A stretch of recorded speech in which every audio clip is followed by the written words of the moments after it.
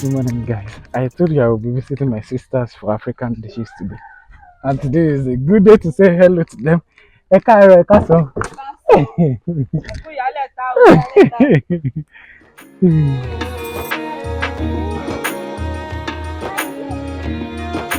Ẹ kú iṣẹ́.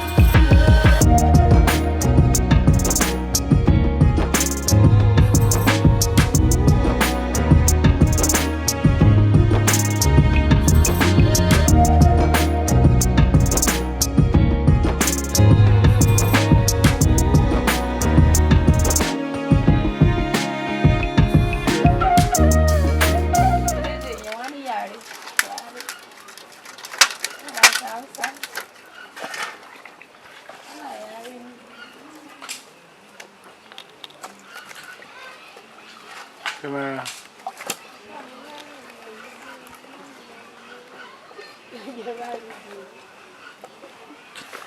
Báńkì tó gbé wá ó wà ńbẹ̀.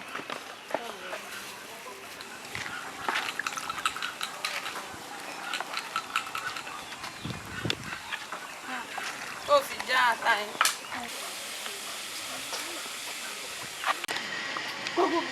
Tí bá mọ̀ nǹkan kan kò bomi á ti hó ní ọkọ̀ dà sí ẹ̀sìn. Amúké afọmọ.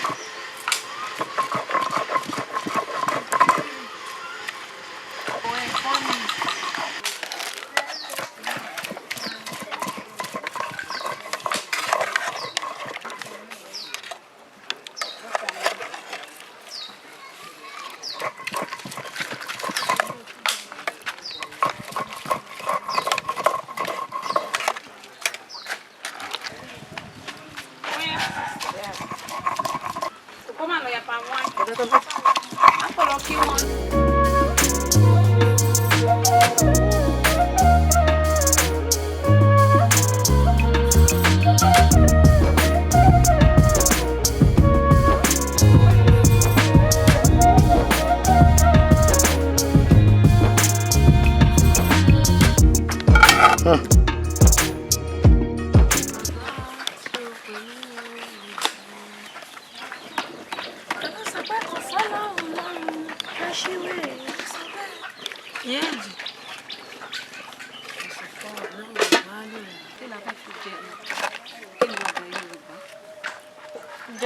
Ìyẹn ò jò, ìyẹn ò gbẹ, igi yẹn ò gbẹ.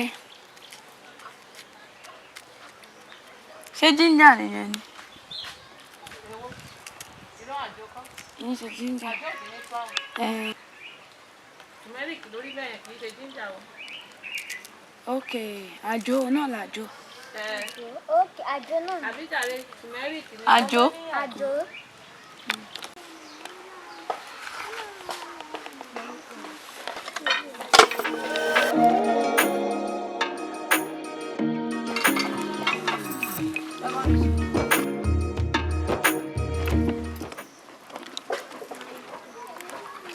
Kò ní community school kọ̀ọ̀kan. Wọ́n community school. Ẹ ṣáà jẹ́ kí n bọ gbogbo ẹ̀ nù. Màá ẹ bọ gbogbo ẹ̀ so.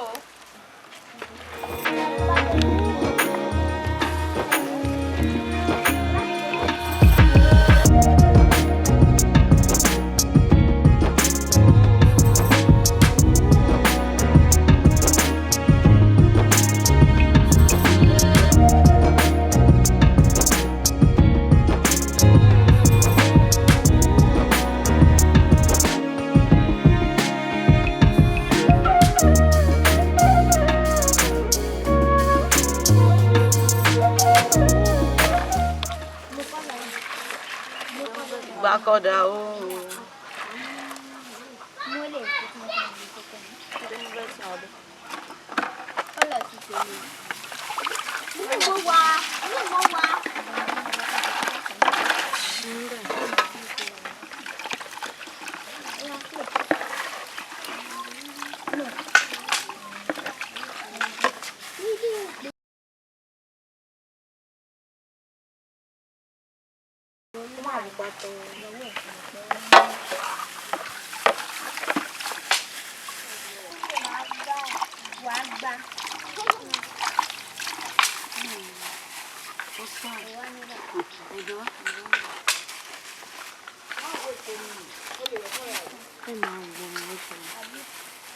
wọ́n á mú kan bí odò kò síbẹ̀ yẹn bí wọ́n pé bolo fẹ́ rẹ sí bí a kọ́ máa tẹ̀lé wọn wá àbí àwọn nǹkan mi tẹ pé kò ẹ̀ kó o béèrè gbà lọ́wọ́ mi kí ló wá fún mi nígbà kọjọ.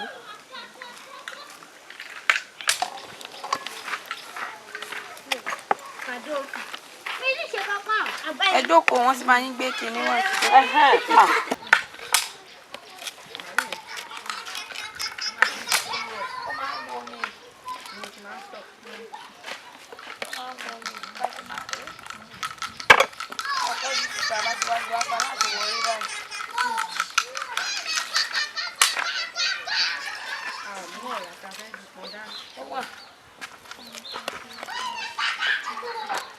Ìjọba mọ́ra wá sí i.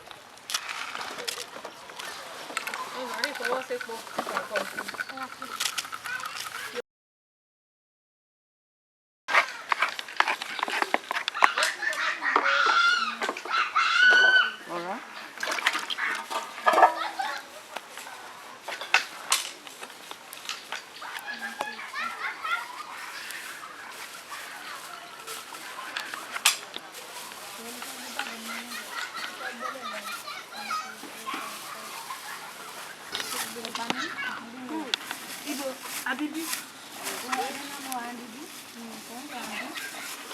Ìyá mú pléètì.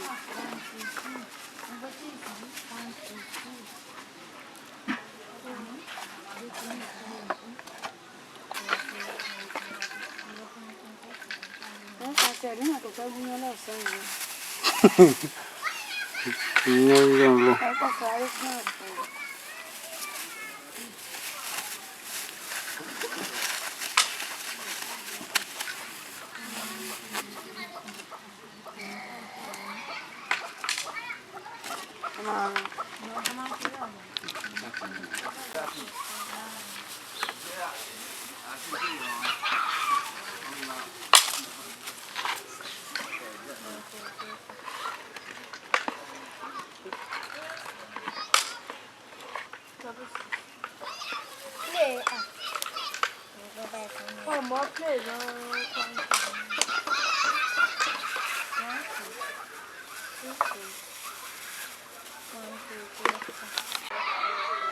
Ẹ fẹ́ràn àmàlà bẹ́ẹ̀ ni.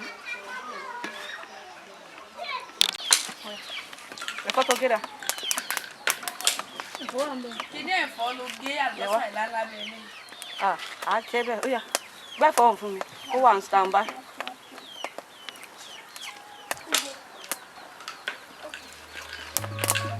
Ata ìlà.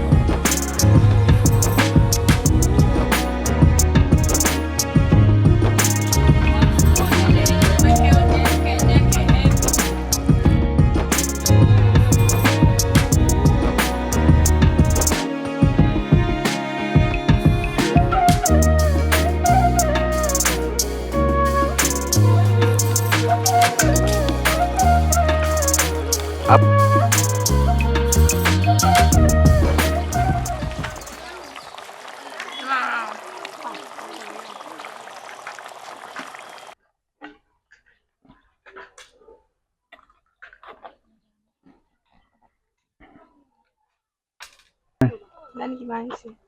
Ata ẹ̀ ní ata. Ṣé ẹ lo ata tán? Ilá. Ata ẹ̀ ilá. Ilẹ̀ yẹn ni ògùn ṣe léyìí ní ìlú eléyìí. Ẹ̀fọ́ náà máa ṣẹ́kù.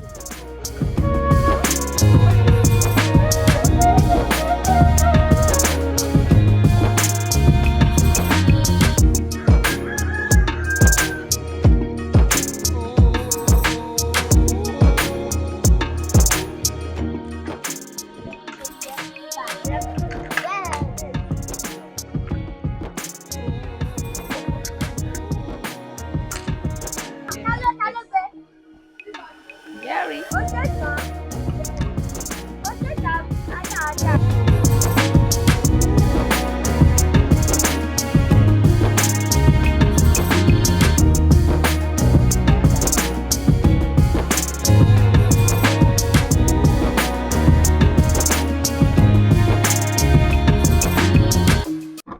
We start in the name of the Lord.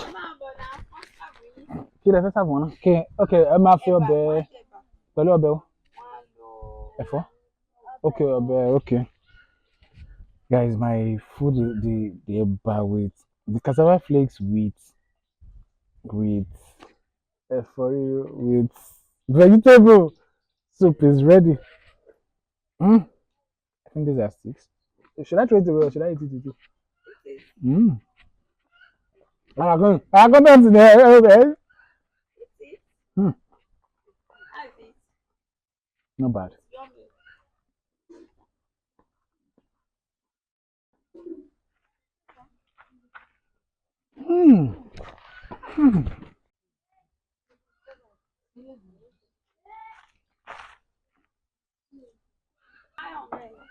No, that's true.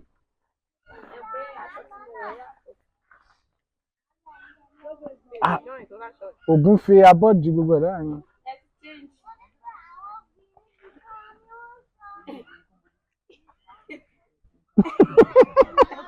Ẹ bá ṣe jìbìtì. Ìyẹn ń pè ní jìbìtì, mo ká yẹn.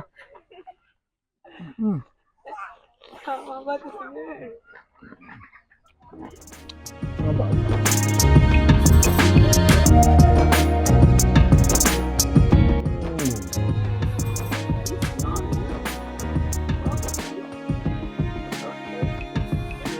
Ẹ bá rẹ̀ ṣe máa fún mi.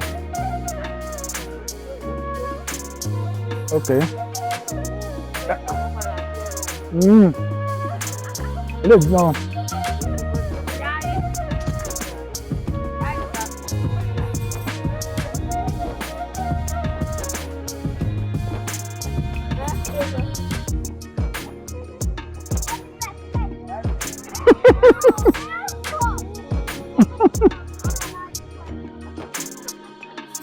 So tomorrow, you guys have to join me tomorrow for amala. Amala is made with yam flour. I think amala is for yam flour. Ila, I like it from off with okra. You guys will enjoy our meal. So tomorrow, watch out tomorrow. No, let us make it next tomorrow. You guys will watch out for next tomorrow for amala with okra soup. Amala is made with yam flour. Yam flour with okra. So guys, join me next time.